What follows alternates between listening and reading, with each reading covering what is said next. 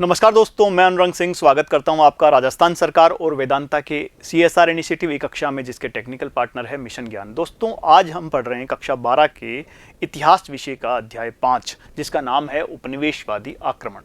और इस भाग में हम बात कर रहे हैं 1857 की क्रांति के बारे में। दोस्तों, पिछले दोनों भागों में हमने बात की थी 1857 की क्रांति के। हम इस अध्याय को हमने शुरू किया 1857 की क्रांति के बारे में अध्ययन करते हुए। तो 1857 की जो क्रांति है वो भारतीय इतिहास में एक बहुत ही महत्वपूर्ण क्रांति मानी जाती है या घटना मानी जाती है, ऐसा कह सकते हैं, क्योंकि इस क्रांति ने एक तरह से पूरे भारत के जो इतिहास को बदल के रख दिया है। और इसके बाद ही एक तरह से इसकी अगर क्रांति की उपलब्धि की अगर हम बात करें तो इसी क्रांति ने भारतीयों के मन में एक आत्मविश्वास पैदा किया था अंग्रेजों के विरुद्ध खड़े होने का। तो ये जो क्रांति है बहुत महत्वपूर्ण घटना मानी जाती है। और पहले एक बार देखते हैं कि हमने इस पाठ को जब शुरू किया, इस अध्याय को शुरू किया है, तो हमने 1857 की क्रांति की एक पृष्ठभूमि का अध्ययन हमने किया था कि किस प्रकार ये क्रांति की पृष्ठभूमि पूरी तैयार हुई, आखिर किस तरह से लोगों के मन में क्रांति करने का ये भाव उत्पन्न हुआ कि अंग्रेजों के विरुद्ध उनके मन में क्यों भाव उत्पन्न हुए। इसके अगर हम इसके बैकग्राउंड में जाएं, इसके पृष्ठभूमि को हम देखें तो अंग्रेजों की जो युद्ध नीतियाँ थी, इसके अलावा जो गोद निषेध नीति की अगर हम बात करें, इसके अलावा उनकी सहायक संधि प्रथा की सहायक संधि नीति की अगर बात करें, तो ऐसी बहुत सी नीतियां थी। आर्थिक नीतियों की बात करें, प्रशासनिक नीतियों की बात करें, तो सब जो नीतियां थी वो भारतीयों के विरुद्ध थी और उन्होंने पूरी तरह से भारत को बर्बाद करके रख दिया था। इसीलिए लोगों के मन में, वहाँ के शासकों के मन में, वहाँ के सैनिकों के मन में अंग्रेजों के विरुद्ध इस तरह की क्रांति की भावना उत्पन्न हुई थी।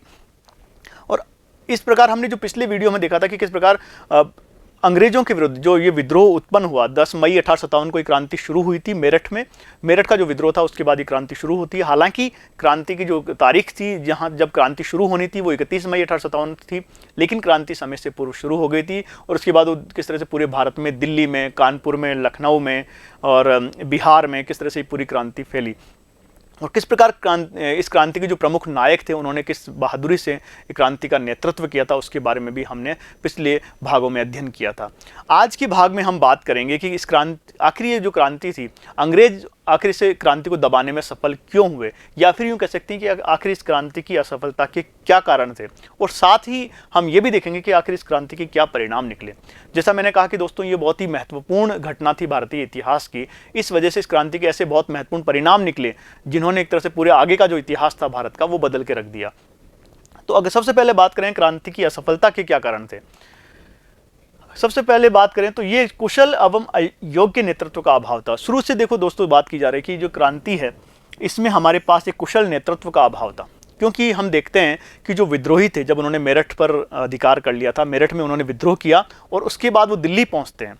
और दिल्ली के शुरुआत में जब बहादुर शाह जफर के पास पहुंचते हैं और उन्हें अपने नेतृत्व स्वीकार करने के लिए कहते हैं, उन्हें अपने नेता बनाने के लिए कहते हैं, तो शुरू में जो बहादुर शाह जफर थे वो आनाकानी करते हैं, वो हिचकते हैं इस बात से, क्योंकि उनकी जो उम्र थी बहुत ज़्यादा हो चुकी थी, 81 वर्ष के हो चुके थे और उनमें नेतृत्व का अभाव हम देखते हैं पूरी क्रांति के दौरान। वो और उनकी जगह केवल बख्त खां जो थे वो मुख्य रूप से क्रांति का नेतृत्व, वास्तव में बख्त खां जो थे वो क्रांति का नेतृत्व कर रहे हैं, जबकि बहादुर शाह जफर नेतृत्व नहीं कर रहे हैं। तो जो बहादुर शाह जफर थे, इसके बावजूद भी कहा जाता है, कुछ इतिहासकार ये मानते हैं कि उसके बावजूद भी वो अंग्रेजों से कहीं ना कहीं संपर्क में थे कि वो क्रांति अंग्रेजों से के साथ संधि कर लें। तो क्रांति का जो नेतृत्व था तो बहादुर शाह जैसे अयोग्य व्यक्ति के हाथ में था, इसीलिए क्रांति असफल हुई ऐसा माना जाता है मुख्य रूप से।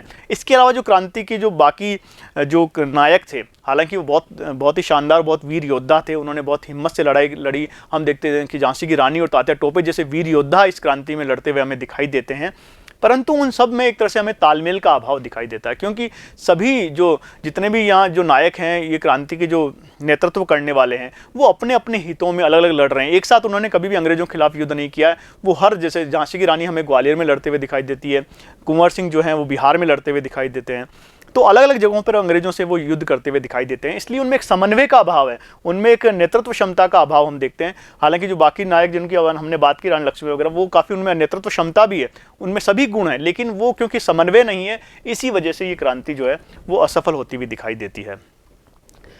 दूसरा बिंदु देखें कि क्रांति असफल क्यों हुई थी, वो है क्रांति का समय से पूर्व होना। ये क्रांति सबसे बड़ी अगर कमी हम कहें तो ये है कि क्रांति समय से पूर्व शुरू हो गई थी। हमने देखा था कि क्रांति की जो तारीख थी शुरू होने की, पूरे भारत में जो तारीख शुरू तय की गई थी वो थी 31 मई 1857। याद रखिए, क्रांति की जो तारीख तय की गई थी वो थी 31 मई 1857 ईस्वी, लेकिन मेरठ में हुए विद्रोह के कारण ये क्रांति शुरू हो जाती है 10 मई 1857 ईस्वी को।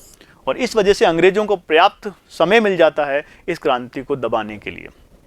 तो एक बहुत बड़ी कमी मानी जा सकती है। और मेलिसन जो अंग्रेज अधिकारी है उन्होंने तो कहा भी है कि यदि ये क्रांति समय से पूर्व नहीं होती, अगर ये योजना के अनुसार ये क्रांति होती, तो भारत पर पुनः विजय प्राप्त करना उनके लिए संभव नहीं होता। यानी कि ये एक तरह से टैक्टिक जो है, ये कूटनीतिक पराजय थी क्रांतिकारियों की, क्योंकि अगर वो समय से इस क्रांति को शुरू करते, निर्धारित समय पर क्रांति को शुरू करते, तो अंग्रेजों को इसके बारे में पता नहीं चल पाता और अचानक हुए विद्रोह से शायद वो इसका सामना नहीं कर पाते।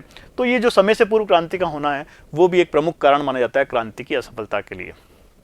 अब बात करें, जो तीसरा कारण माना जाता है वो भारतीय नरेशों का असहयोग। जो भारतीय राजा महाराजा थे, उन्होंने अधिकांश जो राजा महाराजा थे, अधिकांश जो देशी रियासतें थी, वो एक तरह से इस क्रांति से दूर रही थी।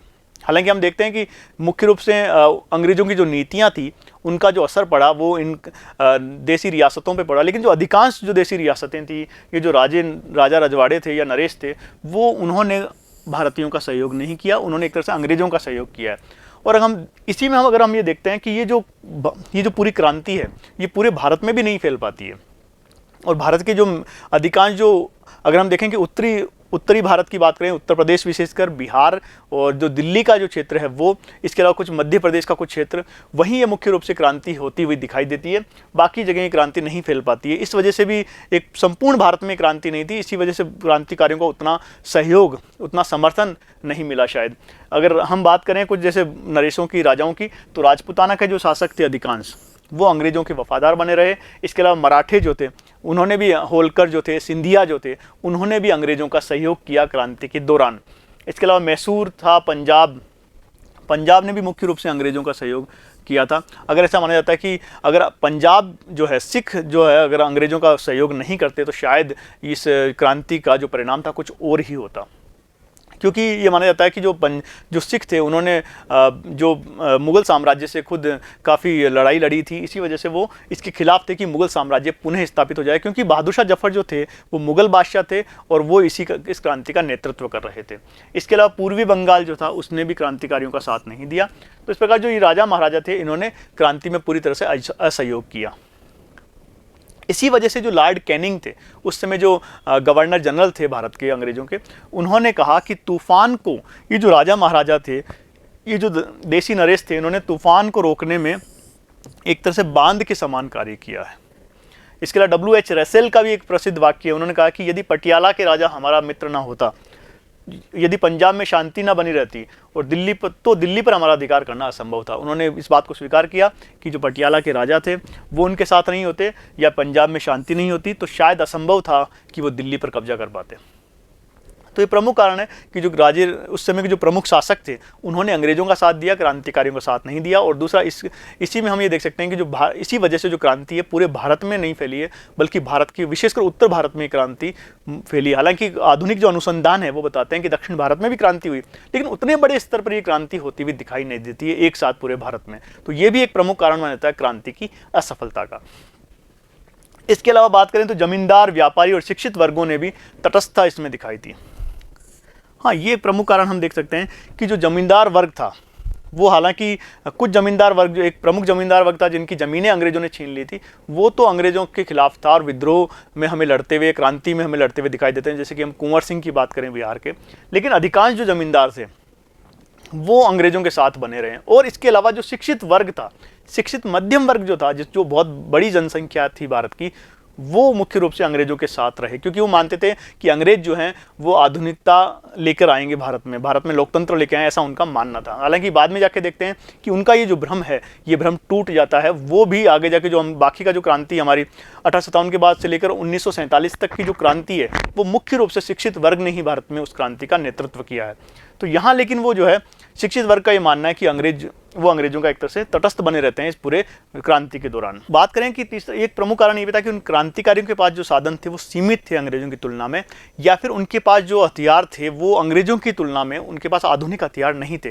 क्रांतिकारी हम देखते हैं कि लड़ते हुए हमें वो लट्ठी की सहायता से, या फिर हम देखते हैं कि वो तलवार की सहायता से लड़ते हुए दिखाई देते हैं इस पूरी क्रांति के दौरान, जबकि अंग्रेज जो थे वो उनके पास अत्याधुनिक हथियार थे, अत्याधुनिक बंदूकें थी। हम देखते हैं कि अंग्रेजों ने शुरू में जो एनफील्ड राइफल थी उसका इस्तेमाल करना शुरू कर दिया था। एनफील्ड राइफल जो थी वास्तव में बहुत ही शानदार एक बंदूक थी, जो कि इस दौरान अंग्रेजों ने इस्तेमाल करना शुरू की थी। लेकिन क्योंकि क्रांतिकारियों के पास वो संख्या में अधिक नहीं थी, उनके पास पुरानी ब्राउन बेस्ड जो बंदूक थी वही थी, जो भी बहुत ही कम मात्रा में उनके पास थी। और इस तरह से अंग्रेजों के पास जो हथियार थे वो उनकी तुलना में अधिक सक्षम थे, अधिक अच्छे हथियार अंग्रेजों के पास थे। इसके अलावा जो अंग्रेजों की जो सेना थी वो अनुशासित सेना मानी जाती है, और उनका समुद्र पर नियंत्रण भी होना, एक तरह से उनके पास एक बड़ी नौसेना थी अंग्रेजों के पास, जिसकी वजह से क्रांतिकारी समुद्र वाले रास्ते से उन पर अधिकार नहीं कर पाए। और इसके अलावा क्रांतिकारियों के पास धन का अभाव था, रसद का अभाव था, इस तरह की चीज़ों का उनके पास अभाव था। अगली बात करें तो क्रांतिकारियों का कोई निश्चित लक्ष्य नहीं था, और उनका जो आदर्श का अभाव था उनके पास। यानी क्रांतिकारी इस बात से पूरी तरह से अनभिज्ञ थे कि वो क्रांति करने के बाद, यानी अगर मान लेते हैं कि क्रांति सफल हो जाती है और अंग्रेजों को भारत से निकाल भी दिया जाता है, तो उसके बाद की योजना क्रांतिकारियों के पास नहीं थी। इस वजह से उनमें एक तरह से आत्मविश्वास नहीं आ पाया। तो ये भी एक प्रमुख कारण था क्रांति की असफलता का। इसके अलावा बात करें कि अंग्रेजों की अनुकूल परिस्थितियां, कुछ 1857 की क्रांति के समय कुछ ऐसी परिस्थितियां बनी जिसकी वजह से अंग्रेजों की वो सब परिस्थितियां अंग्रेजों के अनुकूल थी, और इसी वजह से अंग्रेज इस क्रांति को आसानी से दबा पाए। हम देखते हैं कि क्रीमिया और चीन के युद्ध में अंग्रेजों की विजय होती है, और जो वहाँ से अतिरिक्त सैनिक उपलब्ध होते हैं वो उन्होंने क्रांति को दबाने के लिए इस्तेमाल उसका वो करते हैं, इसलिए उन्हें अतिरिक्त सेना मिल जाती है क्रांति को दबाने के लिए। तो एक तरह से ये जो परिस्थितियाँ थी उनकी अनुकूल बनी। इसके अलावा लॉर्ड डलहौजी द्वारा जो यातायात और संचार के साधनों का जो इस्तेमाल किया गया, रेल डाक तार का जो इस्तेमाल किया गया, उसकी वजह से भी वो अधिक सक्षम, अधिक तीव्र गति से क्रांति को रोकने में सफल हो पाए। इसके अलावा लॉर्ड कैनिंग और अंग्रेजों की जो कूटनीति थी वो भी उनकी सफलता का प्रमुख कारण थी, वही क्रांति की असफलता के लिए भी जिम्मेदार थी, क्योंकि अंग्रेजों की जो कूटनीति की वजह से पंजाब पश्चिमोत्तर सीमा प्रांत के जो पठान थे और अफगान थे, या सिंधिया या निज़ाम की बात करें, तो उन्होंने पूरी तरह से वो सहयोग प्राप्त करने में सफल रहे लॉर्ड कैनिंग। इसके अलावा कैनिंग की जो उदार नीति थी वो भी क्रांति को दबाने में सफल रही, या फिर कह सकते हैं कि क्रांति की असफलता के लिए जिम्मेदार थी, क्योंकि कैनिंग ने एक तरह से उदार रुख अपनाया था क्रांतिकारियों के प्रति। तो इससे एक तरह से ये भाव पैदा हुआ क्रांतिकारियों में कि अगर क्रांति असफल भी होती है तो उनके प्रति नरम रुख अपनाया जाएगा। तो इस प्रकार हम देखते हैं कि क्रांति किस तरह से असफल हुई। क्रांति की असफलता के कारण कौन कौन से थे। अब बात करें कि क्रांति की क्या परिणाम निकले।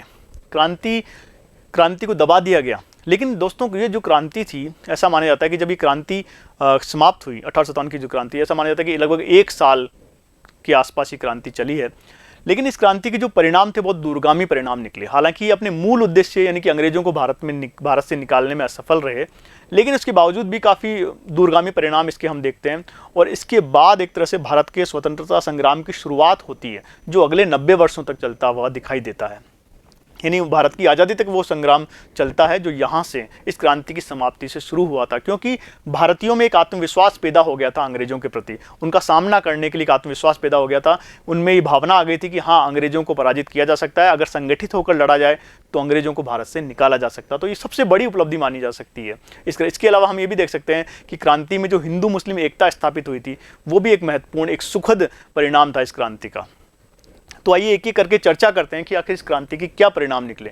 सबसे पहले बात करें, कंपनी के शासन का अंत हो गया। दोस्तों हम देखते हैं कि 1857 की क्रांति जो है वो कंपनी का जो शासन था उस समय, याद रखिए, ईस्ट इंडिया कंपनी का शासन था, ना कि अंग्रेजों का शासन था। तो एक व्यापारिक कंपनी थी जिसके खिलाफ ये क्रांति हुई थी, और इस क्रांति की उपलब्धि मानी जा सकती है कि ईस्ट इंडिया कंपनी के शासन का एक तरह से भारत में अंत हो जाता है, और जो ब्रिटिश ताज है, ब्रिटिश सरकार है, वो पूरा जो शासन है भारत का अपने हाथों में वो शासन ले लेते हैं। और उस समय जो महारानी विक्टोरिया थी, उन्होंने 1 नवंबर को एक प्रसिद्ध घोषणा की, 1 नवंबर 1858 को वो एक प्रसिद्ध घोषणा करती है कि भारत का जो शासन है वो ईस्ट इंडिया कंपनी से हटाकर ब्रिटिश ताज के हाथों में ले लिया जाएगा। और इसकी वजह से, और इसमें जो मुख्य प्रावधान किए गए वो ये थे कि जो बोर्ड ऑफ कंट्रोल था और बोर्ड ऑफ डायरेक्टर्स थे उनको अब समाप्त कर दिया गया। जो कि ईस्ट इंडिया कंपनी का शासन चलाते थे, बोर्ड ऑफ कंट्रोल और बोर्ड ऑफ डायरेक्टर्स थे, उनको समाप्त कर दिया गया, और उनकी जगह एक भारतीय परिषद बनाई गई, भारत परिषद बनाई गई उनकी जगह पर, जो 15 सदस्यीय थी। एक 15 सदस्यीय भारत परिषद बनाई गई, और उसका जो प्रमुख था उसे भारत मंत्री कहा गया या उसे भारत सचिव कहा गया था। और वो सीधे ही वाइसराय से सीधे ही वो एक तरह से ब्रिटिश ताज से संपर्क करता था। तो एक तरह से पूरी तरह से ईस्ट इंडिया कंपनी समाप्त हो गई, और भारत का जो शासन था वो ब्रिटिश सरकार के हाथ में, ब्रिटिश पार्लियामेंट के हाथ में आ जाता है। और एक खास बात ये भी थी कि इस क्रांति के बाद इस घोषणा के अंतर्गत 1 नवंबर 1858 की जो घोषणा थी, या फिर भारत शासन कहते हैं दोस्तों, एक भारत शासन अधिनियम बनाया गया 1858। उसके तहत जो गवर्नर जनरल का जो पद था वो समाप्त कर दिया गया और उसका पदनाम बदलकर रख दिया गया वाइसराय। उसका पदनाम अब वाइसराय कर दिया गया, यानी उसे ही अब वाइसराय के नाम से जाना जाता था। और जो भारत के, अब हम देखते हैं कि इस समय लॉर्ड कैनिंग जो थे, क्योंकि वो गवर्नर जनरल थे, तो वही भारत के पहले वाइसराय भी बन जाते हैं। तो ये एक कंपनी के शासन का जो अंत है, इस तरह से ये पहला इसका परिणाम निकला। दूसरे परिणाम की बात करें तो अंग्रेजों ने अब एक तरह से सेना का पुनर्गठन किया था, क्योंकि मुख्य रूप से ये जो क्रांति हुई थी ये सैनिक विद्रोह के रूप में ही शुरू हुई थी। इसीलिए अंग्रेजों ने सेना का पुनर्गठन किया और इसके लिए उन्होंने एक सेना सम्मिश्रण योजना लागू की, सेना सम्मिश्रण योजना 1861 में। इसके तहत उन्होंने विभिन्न प्रकार के जो समुदाय थे, वर्ग थे, जातियां थी, उन सबको मिलाकर सेना निर्माण करने का कार्य शुरू किया। और सेना जो थी एक तरह से सरकार को हस्तांतरित, ब्रिटिश सरकार को हस्तांतरित, जो ब्रिटिश ईस्ट इंडिया कंपनी की जो सेना थी अब वो ब्रिटिश सरकार को हस्तांतरित कर दी गई।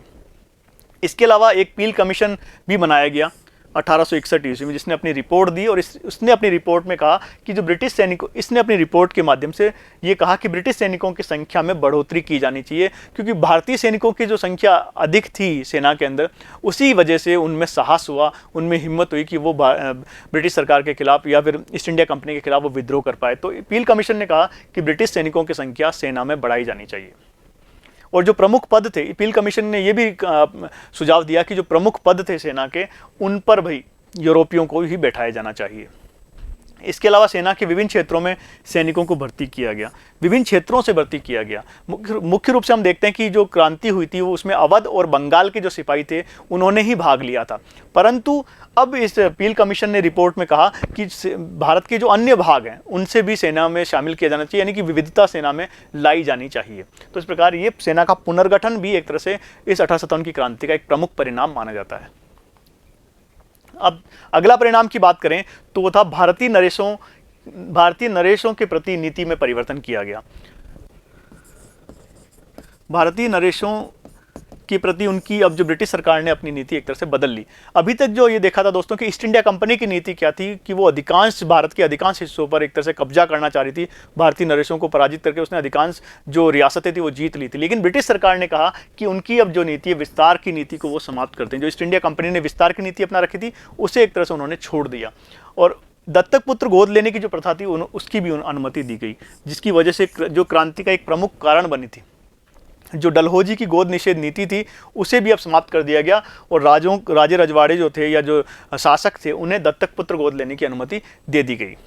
इसके अलावा शासकों के उनके अधिकार, गौरव और सम्मान की रक्षा का विश्वास भी दिलाया गया। इस प्रकार उन्होंने भारतीय जो नरेश थे, राजा महाराजा थे, उनका विश्वास जीतने का प्रयास किया। और आगे देखते हैं कि जो पूरा भारतीय स्वतंत्रता संग्राम है आगे का, भारत की आज़ादी की जो लड़ाई है आगे की, उसमें ये जो राजे रजवाड़े हैं या जो शासक हैं वो उस क्रांति, उस जो हमारी लड़ाई है आज़ादी की, उसमें हिस्सा नहीं लेते हुए दिखाई देते। इसके बहुत बड़ी वजह ये भी थी कि अंग्रेजों ने इनका जो विश्वास था उसे जीतने में सफलता प्राप्त कर ली थी।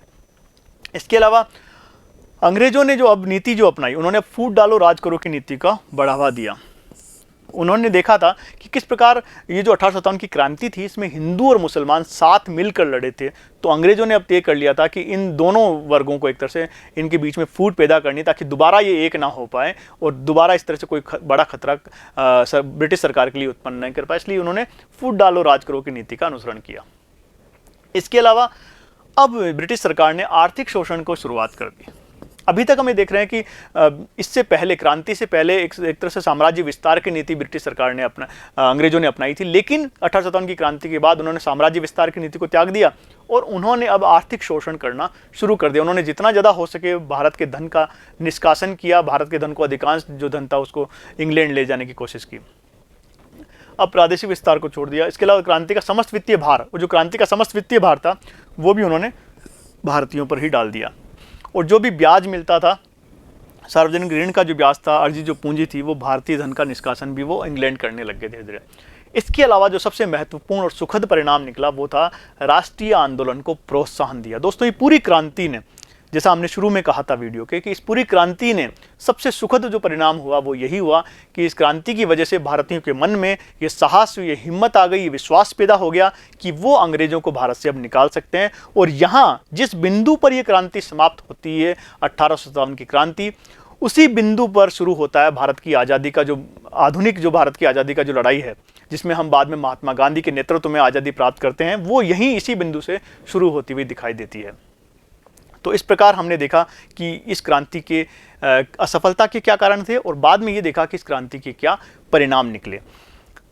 तो दोस्तों, ये जो पूरा पाठ है इसमें अभी तक हमने ये देखा था कि क्रांति की शुरुआत कैसे हुई है, क्रांति के प्रमुख कारण क्या क्या थे, क्रांति आखिर असफल क्यों हुई, क्रांति का नेतृत्व किस किस ने किया, किस किस जगह वो क्रांति फैली और इस क्रांति के क्या परिणाम निकले। आगे के भाग में हम बात करेंगे कि इस क्रांति का स्वरूप क्या था, आखिर क्या इस क्रांति को हम क्या एक विद्रोह कहते हैं, क्या इसे हम क्रांति कहते हैं, क्या इसे भारतीय स्वतंत्रता का पहला संग्राम कहा जा सकता है। इस विषय पर अगले भाग में हम चर्चा करेंगे। तब तक के लिए धन्यवाद।